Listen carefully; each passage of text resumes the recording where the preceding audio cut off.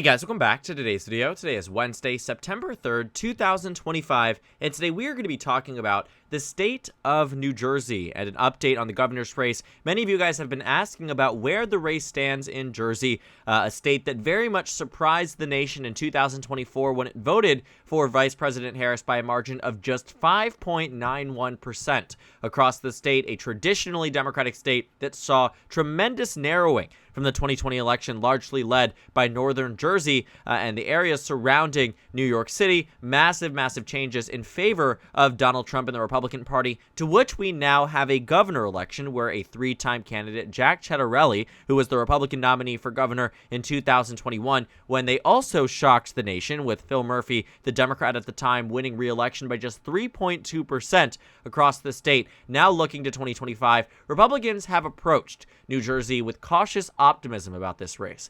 As Virginia looks more and more likely that Democrats are going to blow the Republicans out of the water, New Jersey has come center focus as the real race that might in fact be the most competitive of the cycle. And in a way, I agree. When we came into this election, I always felt that New Jersey was going to be the race that was closer than Virginia, even if the data, even right now, which says that polling-wise, the New Jersey governor's race is more of a lock for Democrats than the Virginia governor's race, I personally don't buy it. Now, my take still, and has maintained itself, and I maintain it through this video, that Democrats are on track to win in New Jersey as well as Virginia. It is tremendously difficult to see how Republicans do come out ahead in Jersey, but I do think that there is a slim possibility that it does happen. Now, this isn't to say that, Republicans are all of a sudden skyrocketing in terms of chances. A slim possibility means that Ciattarelli probably has about a 10% chance at victory, maybe slightly less. In the Virginia governor's race, and much more closer to Spanberger having a 95, maybe 98% chance of victory there. It would take the moving of mountains for Winsome Sears to win the governor election in the state of Virginia, and I arguably just don't seeing it happen in the final 60 days. Now, looking at the state of New Jersey, focusing heavily on this race, we have to think about it from a variety of different perspectives. Based off what everybody says about this race, it arguably is in line with the most recent data point that we've received from Rutgers University that released through their Institute of Politics. They did a poll across the state that showed amongst likely voters in 2025, Mikey Sherrill leads by about 9 points. And the big problem here for Republicans in the governor's race is that in 2024, despite Donald Trump getting closer, the coinciding Senate race wasn't exactly all that close. Andy Kim won against Curtis Bashaw by a margin of roughly 10 points in the state, outpacing and outperforming Kamala Harris in this state. Now, thinking, too, about who the Republicans are racing up against the Democrats in this race, Jack Ciattarelli really only has running for governor under his belt.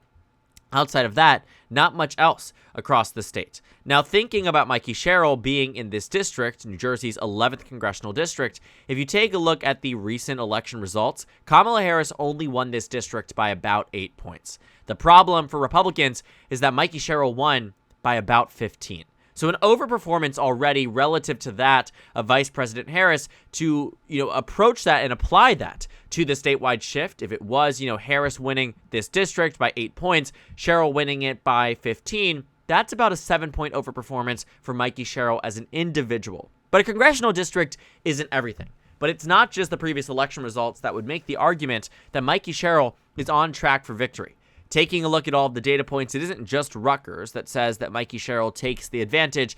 It's every data point that has started from the beginning of this election cycle. And although it was at a point where, you could say that, Mikey Sherrill was in a better position earlier on, my take has always been New Jersey was always going to be closer than Virginia, and I think that it will be narrower than I think a lot of Democrats would hope for.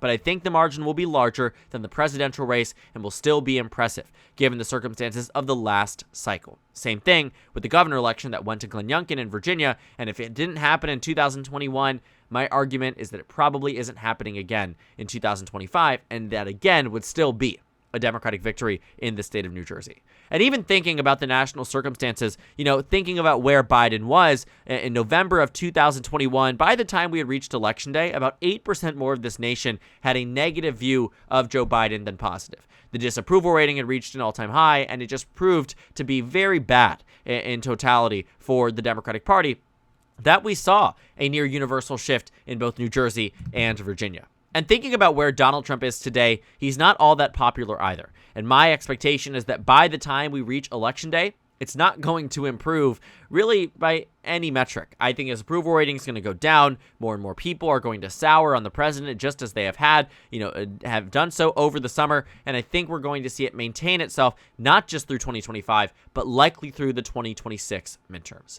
But getting back to this point, also, too, you could find that in terms of what people expect, it's a lean Democratic state. Virginia, on its other hand, is a likely and in some cases safe Democratic state based on a bunch of these different predictive factors. Now, the political betting markets are a bit more solid for the Democratic Party. 89% chance of victory, according to Kalshi, a 91% chance of victory, according to Polymarket. These are pretty substantive advantages, and while I don't like to put too much stock in the betting markets, I don't think that they are 100% right about anything. After all, they said Andrew Cuomo would be mayor of New York City.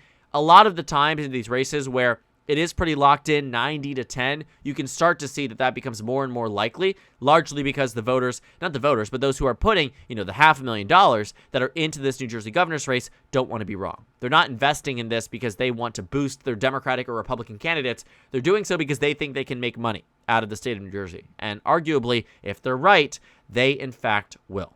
Getting back to this point in 2025, though, about the state of New Jersey, from what we have seen across this country in the past few elections, let's take Iowa. The video we talked about earlier today, it was Florida. These special elections have shown massive, massive shifts in advantage points for the Democratic Party in ways that they haven't always been able to perform well in, right? What we've seen in these recent cycles is that the average shift relative to Kamala Harris's performance in 2024 is 13 points to the left.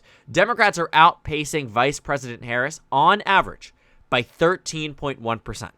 And Mikey Sherrill, who already outperformed Kamala Harris in 2024 by 7 points on the congressional ballot, is certainly someone I think could outperform her in 2025.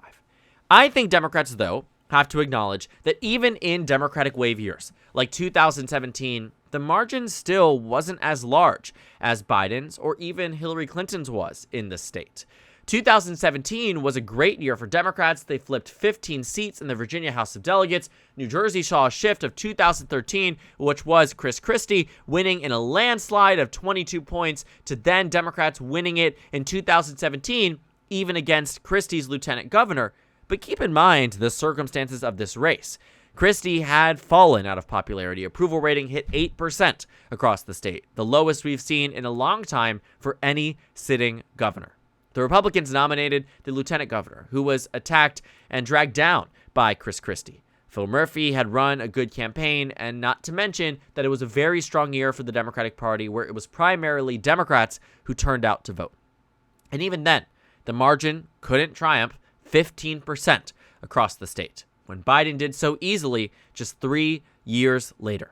And that's because governor races are sometimes more competitive than they should be for either political party. Sometimes these governor races can't have these landslide margins unless there is an exceptionally popular candidate, which Mikey Sherrill being a non-incumbent, it is difficult to make that happen. The thing in 2009 was that Chris Christie, who went on to win by 22 points, didn't start out in New Jersey as this exceptionally liked and revered candidate. It took an Obama midterm year, or I guess off-cycle year, when Republican anger and turnout was at an all-time high. Chris Christie won with just 49% of the vote. He didn't even win a majority. The majority of voters voted for somebody that did not become governor. That's what happened in New Jersey, and that's how the Republicans ended up with Chris Christie in the state. 4 years later, being the governor at the time, was able to ride that level of popularity right in the aftermath of Hurricane Sandy and a federal response combined with a statewide response where he was working alongside President Obama. He was put in a very strong position and winning in a state that Obama won. And in 2017, it got back to how it traditionally was. And in 2021, we saw the warning signs for Democrats in New Jersey. But yet, they still won.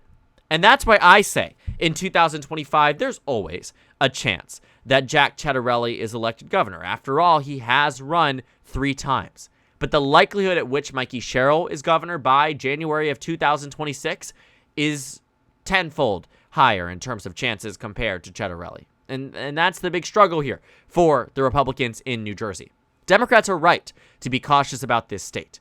It was almost taken from them 4 years ago and was almost taken from them in the last presidential when nobody was looking at this race.